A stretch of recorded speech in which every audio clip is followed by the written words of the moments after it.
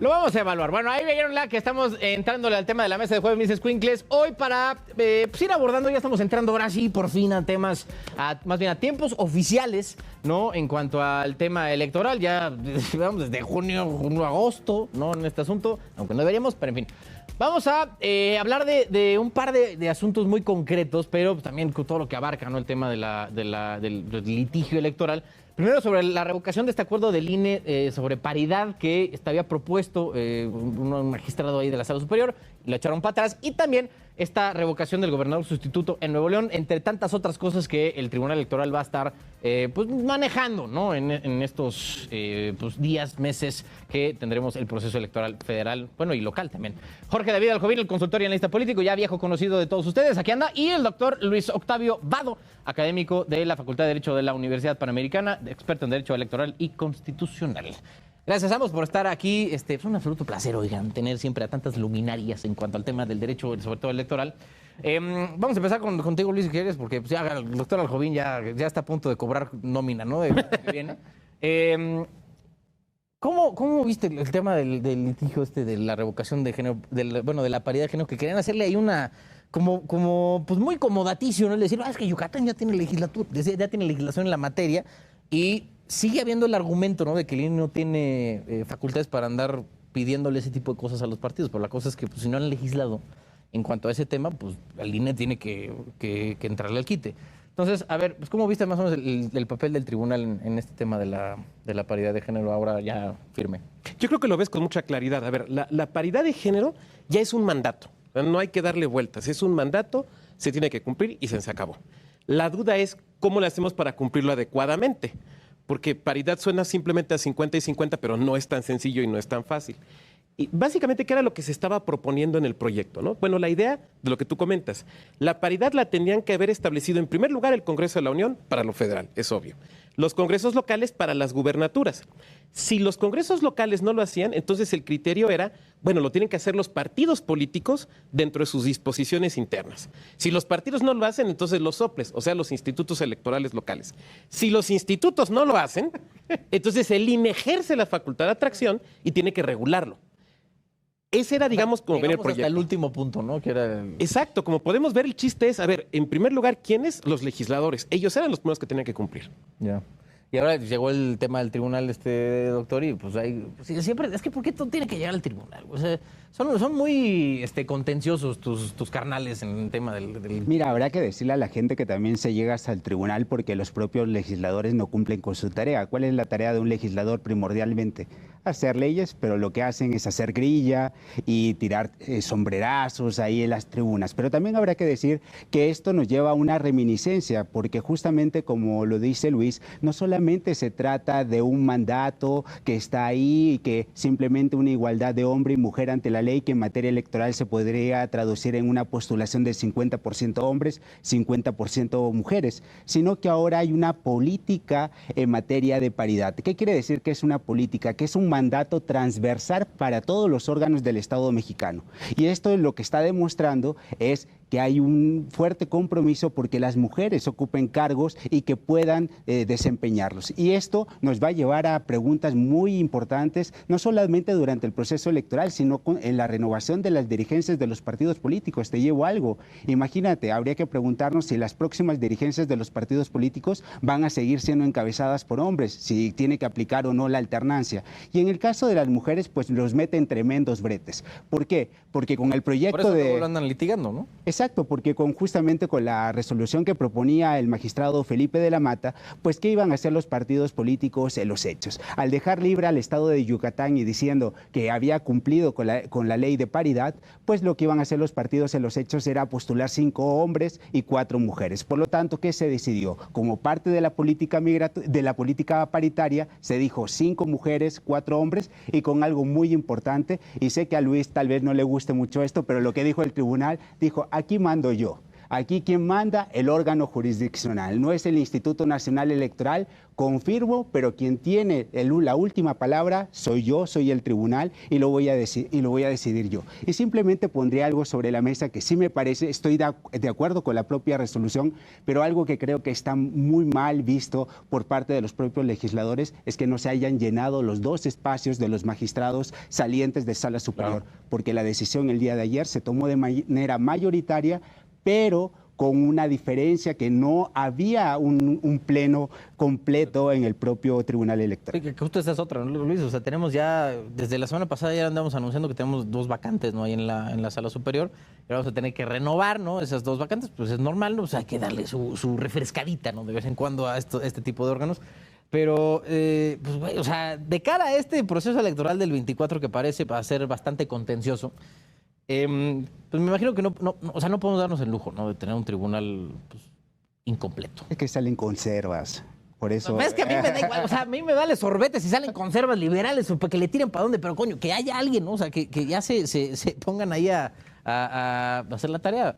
Pero es que a mí me parece increíble, ¿no? Que no puedan ni siquiera hacer parte de sus tareas más básicas, ¿no? Que es nombrar a gente a puestos. Pues ya han tuiteado, ¿no? Del Senado la idea de que sí van a hacer los nombramientos. Bueno, ya tuitearon ya con eso, ¿no? Ya estamos todos muy felices. Y yo creo que parte del problema de lo que dice Jorge es, a ver, ¿cuántas son las gubernaturas que van a estar en juego? Son 9. O sea, ya de entrada ahí ya no podemos decir 50 y 50. O sea, ya desde ahí empezamos con ese tipo de situaciones, ¿no? Y creo que cuando hay un asunto impar, ¿no? Cuando suele pasar, pues le dan justo la preferencia a la parte de las mujeres, ¿no? Como para, pues un tanto balancear, ¿no? El desequilibrio histórico que ha existido en puestos políticos de elección popular. Es que me parece que justamente por ahí se va la resolución, ¿no? O sea, esta idea de que lo que tú comentas, Yucatán sí había legislado, los demás no, o sea, los otros 8 estados no. Bueno, Jalisco sí, pero en realidad le aventaba la bolita al instituto. Y entonces, ¿qué es lo que dicen, no? En Sala Superior, bueno, lo que tenemos que hacer es observar el total de las postulaciones que van a estar en juego. Recordando un dato que creo que es interesante. Actualmente tenemos solamente 10 mujeres gobernando. Históricamente es un número importante, pero si vemos el total de 32, es correcto. Justo es por esto, ¿no?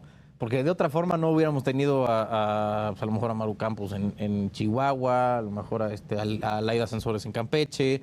O sea, sí entiendo la noción, ¿no? O simplemente los amigos en casa nos van a criticar 3 hombres hablando de paridad, por ejemplo. Sí, eso también, ¿no? Bueno, hay que decirlo como una crítica sana, ¿no? No, bueno, a ver, o sea, los invitados que tenemos en este lugar no tienen que ver con paridad ni nada. O sea, los traemos a ustedes, al menos en este caso, porque son expertos en la materia. Si hubiéramos tenido la fortuna de tener una experta en tema electoral, también estaría aquí. También al menos yo no tengo el placer de haberla conocido poco a poco. No vamos abriendo el abanico. Pero, ¿en qué te iba a decir? Ya se me olvidó. No, estábamos hablando de la paridad. Sí. Ese tema. Entonces, es que no solamente... Perdón que te desconcentro. Es que luego se me va la onda. Es uno que está en este tipo de cosas. Ya me veo estrellitas a cierta hora del día.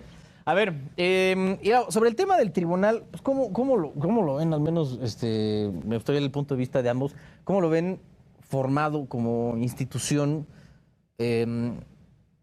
Pues que se va a encargar, ¿no? de este siguiente proceso electoral, al menos como en su fortaleza, en su vocación democrática, en su vocación de institución que se encarga de la cosa a lo mejor más central, ¿no? Que es el mantenimiento de la democracia y del buen funcionamiento electoral de este país.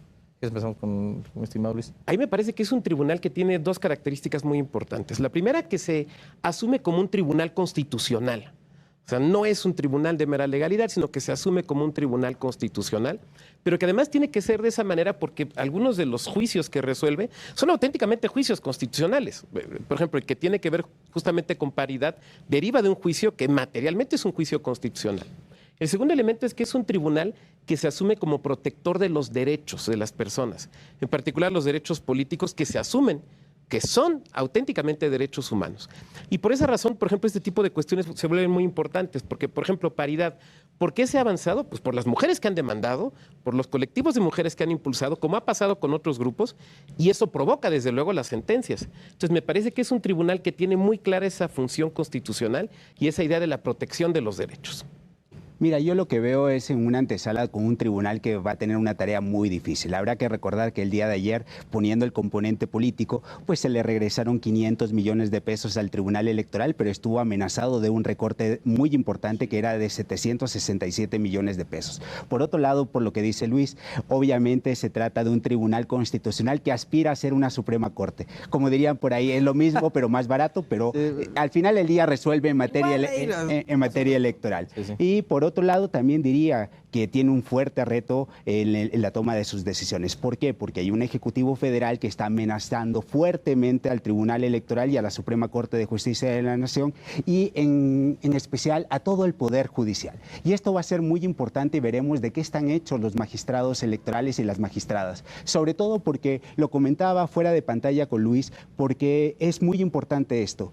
Hay un nuevo redimensionamiento de la política judicial, esto es, de la relación que deben tener los jueces y los magistrados con el poder. En estos días vimos la renuncia del ministro Saldívar, ¿no?, por una causa grave. Entonces habría que preguntarnos, ¿sigue siendo vigente la división de poderes como nos las enseñaron en las facultades de Derecho? Simplemente en nuestras clases... Como es la teoría, ¿no? Que debería de ser aquí cada quien por su lado y pues interactúan en algunas cosas, pero se trata de controlarse. Pero hoy te demuestra que los jueces y los magistrados son más políticos que jueces. Y eso derrumba el mito donde toda la gente que trabaja en el Poder Judicial, y los escuchas hasta el cansancio, te dicen un juez es independiente, es imparcial, pero también tienen su corazón, y ahí es donde tenemos que mediar y tenemos que lograr que el Tribunal Electoral sea capaz de mediar un escenario como sucedió en 2006. Imagínate, otro 0.56%. Te voy a decir algo, luego me gustaría hablar contigo, David, y bueno, sobre el tema de la elección del 2006, porque me encontré, bueno, esto ya no tiene mucho que ver con el asunto, bueno, ahorita lo hablamos, ya después de esto, bueno, en fin. Si sí lo ven, para un poco ir cerrando, ¿ven al tribunal lo suficientemente fuerte, consolidado, al menos las magistraturas como están y pues, las dos que vengan, si es que vienen, lo suficientemente fuertes como justo para resistir un escenario así que pues, no sé si pinta, al menos en las encuestas no pinta para que sea algo muy contencioso, pero si llega a darse el caso, ¿creen que podría salir avante el tribunal? Yo lo que diría es que si nos gustara lo fácil, venderíamos pepitas y no nos dedicaríamos al electoral, porque es una materia sumamente complicada todo el tiempo. Lo que diría son dos cosas. Una, sí están las magistraturas, pero el tribunal es las magistraturas y el personal que trabaja ahí directamente. A mí me parece que hay experiencia, hay conocimiento, hay horas de vuelo. Y nadie es nuevo en esto. ¿A qué es a lo que voy? Que todo lo que tú comentas de las presiones, las complejidades técnicas y demás, ya lo saben y lo conocen y lo han vivido. Porque no debemos olvidar algo. O sea, sí son las sentencias del tribunal, pero también depende, y tú lo sabes muy bien, cómo los abogados y las abogadas plantean los temas. Claro. Entonces, ya desde allí, y una característica que tiene lo electoral es que siempre tenemos cosas nuevas. Voy a poner un ejemplo muy sencillito. Twitch, que lo vemos como una plataforma esencialmente de gamers. Sí, sí. ¿Iremos a tener asuntos derivados de Twitch? A mí me da la impresión de que sí, en estas transmisiones en vivo. Pero una de esas, ¿eh? Yo estoy prácticamente seguro, no veo a Xochitl y a Claudia haciendo transmisiones en Twitch, pero pues mira, en una de esas nos sorprenden. No te vayas muy lejos, la inteligencia artificial que ocupa Xochitl Gálvez, y por lo tanto tenemos que determinar si se le carga o no el beneficio de esos costos de esa producción a Xochitl Gálvez. Pero yo también diría que ¿cuál es el reto? Obviamente Luis dice muchas horas de vuelo, pero también hay una labor muy importante, llenar esas vacantes del Tribunal Electoral. ¿Por qué? Porque si no las llenamos, a pesar de las horas de vuelo, la experiencia que tienen los magistrados y magistradas de ese tribunal, habrá que recordar que esos espacios vacantes, ¿con quiénes se llenan? Con los magistrados o magistradas decanas de cada una de las salas regionales. No quiero desmerecer ese trabajo que se hace en sala regional,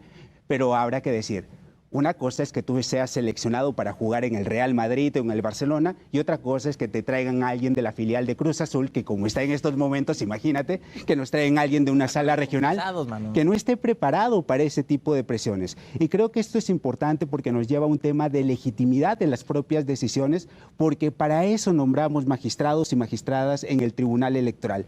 Por lo tanto, me parece muy grave que en su momento, cuando no se llenen estas vacantes, las decisiones sean tomadas ya adoptadas por dos integrantes o dos mujeres, dos hombres, o un hombre, una mujer, lo que sea, pero que al final del día no tengan esas horas de vuelo, esa experiencia, porque habrá que recordar, para ser juez del Tribunal Electoral no solamente basta conocimientos técnicos, sino también hay que tener la fortaleza para resistir esa clase de presiones políticas y sobre todo viniendo del número 1 de Palacio Nacional. Si no la sufre, ¿no? Pregúntenle a toda la gente que se dedica. Yo creo que entre los ministros y magistrados de la Sala Superior sí ahí se llevan, ¿no? En tema de presiones totales de... A nivel jerárquico están igual. Pero además, a ver, yo creo que nadie que sea juez constitucional en ningún momento puede pensar que va a ser un lecho de rosas. O sea, las presiones siempre van a existir, viene con la chamba. Eso a los trancazos, güey. O sea, es correcto. Puede que no se vean, nadie se entere nunca, pero pues, se saben que ahí está los ranazos. Pero en fin. Jorge David Alcovín, consultor y analista político, un placer. Y el doctor Luis Octavio Vado, académico de la Facultad de Derecho en la UP. Gracias a ambos por haber estado aquí. Un gusto. Mis niños, oigan, antes del corte, vamos con mi querida amada y siempre bien ponderada, Javier Delgado.